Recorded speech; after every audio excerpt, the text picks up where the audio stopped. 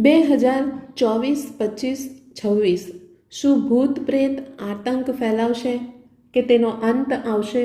ભવિષ્ય કોણ નક્કી કરશે? ભાગ 1. પરમ શાંતિ બાપુજી, સૌનું સ્વાગત છે બાપુજીની યુટ્યુબ ચેનલ ઉપર. હું છું અનંત અને આજે મારી સાથે છે બાપુજી. તો બાપુજી, પરમ શાંતિ. આજે આપણે એક ખૂબ જ રસપ્રદ વિષય ઉપર વાત કરવાના છીએ અને તે છે આપણો આજનો વિષય. શું ભૂત નક્કી કરશે 2024? આવનારા સમયમાં આ પૃથ્વી પર શું થવાનું છે એ કોણ નક્કી કરશે? આપણે મનુષ્ય નક્કી કરશે? દૈવી આત્માઓ નક્કી કરશે? કોણ નક્કી કરશે? તો બાપુજી, પહેલો પ્રશ્ન એ છે કે શું ભૂત જગતનું ભવિષ્ય નક્કી કરશે? પરમ શાંતિ. જુઓ, આ ભૂતો ખરેખર દુનિયા ચલાવવામાં તેમનો ભાગ છે, કારણ કે સૂક્ષ્મ જગતના લોકો સ્થૂળ જગતને ચલાવે છે. તમે ઘણા વર્ષોથી આવું કહો છો. તે હંમેશા કાયમી નિયમ છે. તે એક કુદરતી નિયમ છે ને. સૂક્ષ્મ જગતમાં રહેલા દેવતાઓ, જેઓ સ્વર્ગમાં રહે છે, ભુવનલોકમાં રહેનારા ગંધર્વ, કિન્નર, યક્ષ, તો આ મૃત્યુની દુનિયા ચલાવનાર કોણ છે? આ લોકો જ મૃત્યુલોકને ચલાવે છે. હવે મૃત્યુલોકમાં મનુષ્યના રૂપમાં કોણ આવે છે? જેઓ સ્વર્ગમાંથી પડે છે તે મનુષ્ય બને છે. પછી જ્યારે માણસ તમો પ્રધાન બને છે ત્યારે તે 7 પાતાળમાં જઈને રાક્ષસ બની જાય છે. તો જેઓ આસુરી વૃત્તિ ધરાવે છે તેઓ નીચે જાય છે. એવા ઘણા ભૂત છે જેઓ માનવ અવતારમાં શૈતાની વૃત્તિ ધરાવે છે અને જ્યારે તેઓ મૃત્યુ પામે છે ત્યારે અંતમતી સો ગતિ થાય છે.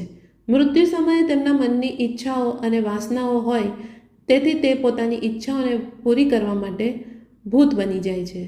તેઓ વેમ્પાયર પણ બની જાય છે, ડાકીની પણ બની જાય છે. આ બધા જુદા જુદા વર્ગના છે. જેમ દેવતાઓ છે, દેવતાઓ પણ પોકાર કરે છે ને. દેવતાઓ પણ ભોગી છે ને. દેવતાઓ પણ કેટલા સારા છે. તમે દેવતાઓને પણ જાણો છો. દેવોના રાજા અને ત્રણેય લોકના સ્વામી ઇન્દ્ર શું કરે છે? તેઓ પણ ભોગી છે. સૌથી મોટું ભોગલોક ઇન્દ્રલોક છે. તેવી જ રીતે આ ભૂત પણ ભોગી છે. તો મનુષ્ય કેવી રીતે ભોગી બન્યા? તે મૃત્યુલોક ભોગી કેમ બન્યો? સતયુગ, ત્રેતા, દ્વાપર અને કળિયુગ આવતા ભોગી કેમ બન્યા? સતયુગમાં એવો ભોગ ન હતો. સતયુગમાં સતોપ્રધાન યુગ હતો. ત્યારે જાહેર જનતા ઘણી ઓછી હતી. તો વાસ્તવિક આત્માઓ કોણ છે જેઓ ભૂત બન્યા? પ્રથમ ભૂત કોણ હતા? આત્માઓ જે ભૂત બની ગયા, માનવ સ્વરૂપમાં આવ્યા. મનુષ્ય પણ ફરી ભૂત બન્યો. તેથી વાસનાથી ભરેલી આત્માઓ ભૂત અન્યમાં પ્રવેશે છે, કારણ કે તે એક ધર્મની વાત નથી. પૃથ્વી પરના તમામ ધર્મો, મઠો, પંથો અને સંપ્રદાયોની આત્માઓ છે. જેમ તે મુસ્લિમ ધર્મની આત્મા કબરમાં બેઠી હોય, તે બિચારા લોકો કયામતના દિવસની રાહ જોઈ રહ્યા છે કે કયામતના દિવસે ભગવાન નૂર સ્વરૂપે પૃથ્વી પર આવશે અને આપણને કબરમાંથી ઉઠાડીને લઈ જશે. તો બિચારા કબરમાં બેઠા છે. તેને વાસના છે, તો શું તે કબરમાં બેઠી રહેશે? શું ખ્રિસ્તી ધર્મની આત્માઓ પણ કબરમાં બેસી રહેશે? તેઓ પણ પોતપોતાના ઘરમાં ઘૂસે પછી ઊંધી ચકતી ઈચ્છાઓ છે, વાસનાઓની તૃપ્તિ. જેમ કે માણસ તેની ઈચ્છાઓને કેવી રીતે સંતોષે છે? વાસનાઓ તો છે ને. ભૌતિક 5 તત્વો છે: વાસના, ક્રોધ, લોભ, આસક્તિ અને અહંકાર. મનુષ્યમાં જે હતું તે ભૂતમાં છે, એટલે જ તે ભૂત બન્યો. જો તેમની પાસે જ્ઞાન હોત, જે આત્માઓ માનવ સ્વરૂપમાં જ્ઞાન ધરાવશે, મારે ઇન્દ્રલોકમાં જવું છે, ઇન્દ્ર બનવું છે, જો તેને તપશ્ચર્યા કરી હોત અને 100 યજ્ઞો કર્યા હોત તો તે ઇન્દ્ર બની ગયો હોત. જે રીતે રાજા બલીએ 100 યજ્ઞો કર્યા પછી વિષ્ણુ અવતર્યા હતા. તો મારે ઇન્દ્ર બનવું છે, તો પૃથ્વી પર 100 યજ્ઞ કરો, પછી તમે ઇન્દ્ર બની જશો. જો તમારે વિષ્ણુપુરી જવું હોય તો વિષ્ણુની તપશ્ચર્યા કરો. જો તમારે શિવપુરી જવું હોય તો શિવની તપસ્યા કરો. આ તો તમે ખૂબ જ મૂળભૂત વસ્તુઓ કહી, પરંતુ ભૂત પણ આ વાતો જાણે છે. પરંતુ હજુ પણ ભૂત પ્રેતની વાસનાઓમાં પૃથ્વી પરના તમામ ધર્મોના ભૂત. હવે જે પણ હશે 2024માં નક્કી કરીશું.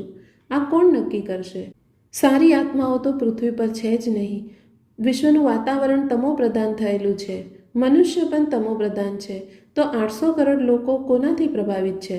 સૂક્ષ્મ જગતના લોકો ભૂત પ્રેતથી જ પ્રભાવિત થાય છે ને. તો એ ભૂત 2024માં પણ શું કરશે? તે 24, 25, 26 હોય. ભવિષ્યમાં હજુ પણ કોણ કરવાનું છે? શું ભગવાન ઉપરથી કરશે? કોણ કરશે? એ કરાવશે, પણ એ આત્માઓ મળે તો જુદી વાત છે. એ જ્ઞાન આપ્યું, તેથી આત્મ સ્વરૂપવાળી આત્માઓ વિશ્વને બદલી શકે છે, પરંતુ આ આત્માઓને નીચે પાડવાનું કામ કરે છે. પૃથ્વીલોક કે ભૂત પ્રેત, આ બધા ભૂત પ્રેત છે. આ બધું મૃત્યુલોકમાં, અને મનુષ્ય પણ પિશાચ બની જશે. માણસ માણસને ખાશે એવો સમય હજુ આવવાનો બાકી છે, કારણ કે ભૂત પ્રેત આ કામ કરાવશે. જેમ કે કોઈ ભૂત પ્રેત મનુષ્યમાં પ્રવેશ કરશે અને તેની વાસનાઓ પૂરી કરવા માટે આવા કાર્યો કરશે. આજે જે પણ થઈ રહ્યું છે, આજથી 1000, 2000, 5, 10,000 વર્ષ પાછળ જાઓ, દ્વાપરમાં જાઓ, ત્રેતાના અંતે જાઓ, આ પહેલાં સતયુગમાં જાઓ, તો ત્યારે આવું હતું ના. તો કોણે બનાવ્યું? ભૂતોએ બનાવ્યું.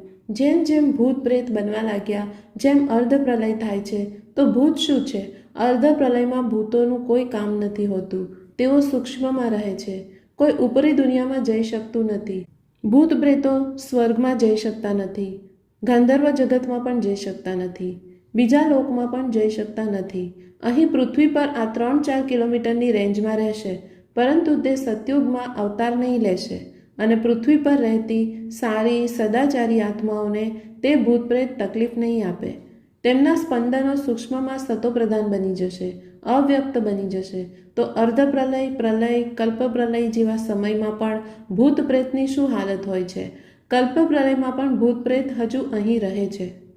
કલ્પપ્રલય એટલે બ્રહ્માનો એક દિવસ. બાપુજી, આ તો બહુ ઊંડું થઈ ગયું. હજી એટલો ઊંડો નથી જવું. આપણે ભવિષ્ય વિશે વાત કરવી છે. હા, 2024માં ભૂત શું કરાવશે? હું ભૂતની વાત કરું છું. આપણે તેમના વિશે જ વાત કરવી પડશે, કારણ કે અત્યારે બધા ધર્મોને ભૂત પ્રેત ચલાવી રહ્યા છે. તો આવનારા ભવિષ્યમાં પૃથ્વી પર માત્ર ભૂત જ રાજ કરશે કે દૈવી આત્માઓ પણ રાજ કરશે? ના, હવે કોનો હાથ ઉપર છે તેના ઉપર છે. હાથ તો ભૂતોનો જ ઉપર છે. તો જેમનો હાથ અત્યારે ઉપર છે તેઓ વિશ્વ ચલાવશે. તો પછી ક્યાં સુધી એમનો હાથ ઉપર રહેશે? જ્યાં સુધી સતોપ્રધાન આત્માઓ જાગૃત ન થાય, જ્યાં સુધી સતોપ્રધાન આત્માઓ આત્મ સ્વરૂપમાં સ્થિત રહીને પરમ શાંતિના સ્પંદનો ન ફેલાવે અને વાતાવરણને ન બદલે, ત્યાં સુધી તેમનું તમોપ્રધાન વાતાવરણ જગતને ચલાવશે. આ કુદરતી નિયમ છે. કલયુગમાં પૃથ્વી પર હંમેશા તમોપ્રધાન વાતાવરણ રહે છે. કલહ એટલે લડાઈ અને ઝઘડો. કળિયુગમાં કલહ કોણ સર્જે છે? જ્યારે અનેક ધર્મો, મઠો, પંથો અને સંપ્રદાયો આવે છે, તેઓ લડે છે. ધર્મના નામે જે અધર્મ થઈ રહ્યો છે. કેટલી લડાઈ થઈ? ધર્મના નામે જ લડાઈ થાય છે ને. પૃથ્વી પર ધર્મ અને અધર્મ જ ચાલ્યા કરે છે. તે આજથી નથી. તો સતયુગમાં તેમની જ શક્તિ કેમ નકામી બની જાય છે? તેમની અવસ્થા વ્યક્તથી અવ્યક્ત થઈ જાય છે. ભૂત પ્રેતનું જોર ચાલતું નથી અને તેઓ ઉપર તો જતા નથી. હમણાં એવું કેમ ન થઈ શકે? તેઓ હમણાં થીજી કેમ નથી જતા? હમણાં જો સતયુગ જેવું વાતાવરણ થઈ જાય, પૃથ્વી પર પરમ શાંતિના વાઇબ્રેશન્સ ફેલાઈ જાય, તો આ ભૂત પ્રેત અહીં જ જામી જશે. એમનું જોર ન ચાલશે. જ્યારે કળિયુગના અંતમાં અર્ધ પ્રલય થાય છે, પછી તે થીજી જાય છે. કળિયુગના અંતે જ્યારે અર્ધ પ્રલય આવે છે, ત્યારે તેઓ થીજી જાય છે. તો તમારા કહેવાનો હેતુ એ છે કે જો પરમ શાંતિના વાઇબ્રેશન્સ બધે ફેલાઈ જાય, તો આ બધા ભૂત પ્રેત, પછી ભલે તે કોઈ પણ ધર્મના હોય, બધું શાંત થઈ જશે. માત્ર અહીંના જ નહીં, સૂક્ષ્મ જગતના, સ્વર્ગલોકના, અન્ય તમામ જગતના સ્પંદનો પણ ત્યાં પહોંચશે. તો જગત સ્પંદનોથી, વાઇબ્રેશન્સથી સર્જાયું છે. બ્રહ્માએ સંકલ્પો દ્વારા સૃષ્ટિની રચના કરી, તેથી સૃષ્ટિ સંકલ્પો દ્વારા ચાલે છે. તેથી તે બને છે, બગડે છે, બને છે, બગડે છે. તો આ ભૂત પ્રેતને સુધારવાની વાત છે. હવે 24, 25, 26માં ભૂત પ્રેત ઘણો હોબાળો મચાવશે. બાપુજી, આજકાલ યુટ્યુબ પર ભૂતોના ઘણા વિડીયો આવે છે, એટલે કે હવે ભૂત હોય છે કે નહીં તે સાબિત કરવું સરળ થઈ ગયું છે. શરૂઆતમાં બધાને શંકા હતી, પણ હવે ઘણી બધી વાર્તાઓ આવી ગઈ છે, જેને સાંભળ્યા પછી દરેકને ખ્યાલ સ્પષ્ટ થઈ જાય છે કે ભૂત પ્રેત હોય છે. પહેલાં ઘણા સંપ્રદાયો ભૂત પ્રેતમાં માનતા ન હતા, પરંતુ હવે બધા સ્વીકારવા લાગ્યા છે. આજે આખું વિશ્વ એટલે કે ખ્રિસ્તીઓ અને મુસ્લિમો બધા તેમાં માને છે. તેથી ભૂત ત્રીજું વિશ્વયુદ્ધ પણ કરાવી શકે છે. જેમ આવા અબજો અને અબજો ભૂત છે, તેવી જ રીતે વિવિધ ધર્મો, મઠો, પંથો અને સંપ્રદાયોના ભૂત પણ છે. તેઓ જ પ્રવેશ કરશે અને લડશે. તેઓ યુદ્ધ કરાવી શકે છે અને તેઓ પ્રયાસ કરે છે, પરંતુ ઉપર કેટલીક સારી આત્માઓ છે જેઓ તેમને રેસ મારીને ત્રીજા વિશ્વયુદ્ધને રોકવા માટે અસ્થાયી રૂપે તેમને શાંત કરે છે, નહીંતર તેઓ તો તૈયાર છે. વિનાશક જૂથનો એટલે કે ભૂત પ્રેતની સંખ્યા એટલી વધી ગઈ છે કે તેઓ બધા ધર્મો વચ્ચે ટકરાવ કરાવીને ત્રીજું વિશ્વયુદ્ધ પણ કરાવી શકે છે. બધા ધર્મો ટકરાવાના છે. તેમની સંખ્યા કેટલી હશે? ઓછામાં ઓછું સમજો 1000 ગણા. એક મનુષ્યના પ્રમાણમાં 1000 ભૂત છે.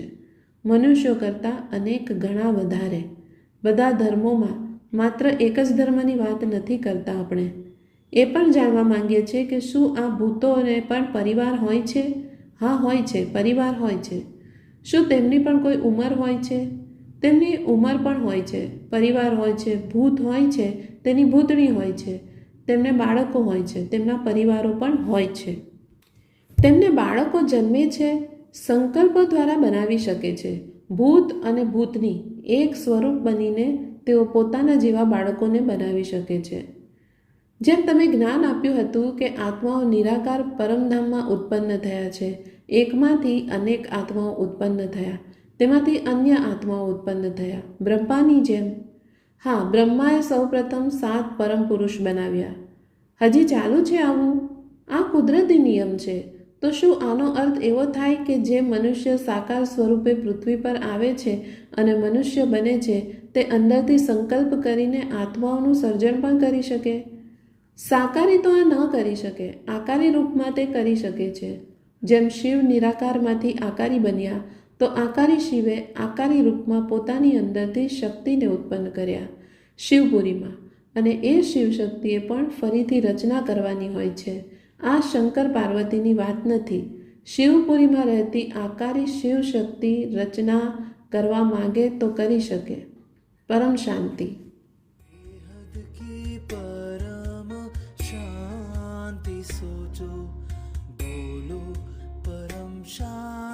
Join us daily for our morning live meditation, Monday to Saturday, 5:30 to 6:30 a.m. Join us daily for live meditation, 10 p.m. to 11 p.m. on YouTube Live. Subscribe now. Website www.paramshanti.org. Email us anand@paramshanti.org. Like, share, subscribe. Join today. बेहद की